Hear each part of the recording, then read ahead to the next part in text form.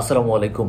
Bangladesh football সমর্থকদের জন্য একটি সুখবর রয়েছে, আর সেটি হচ্ছে কিউবা মিচেল ডাক পেয়েছেন বাংলাদেশ জাতীয় ফুটবল দলের প্রাথমিক স্কোয়াডে।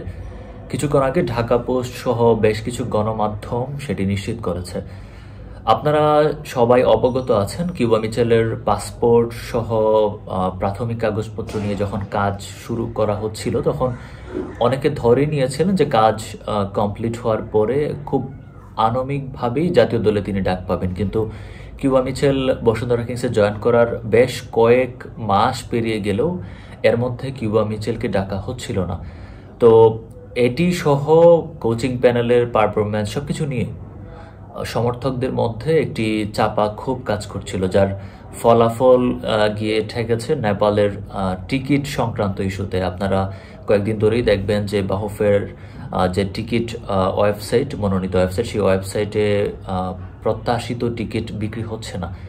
তো সেই টিকিট বিক্রির একটা ভাটা এবং ইন্ডিয়ার ম্যাচের রিয়েকশন ওই টিকিটের মধ্যে পড়বে কিনা, সবকিছু নিয়ে একটি দোটানা বা শঙ্কা কাজ করছিল ফুটবল ফেডারেশনের মধ্যে।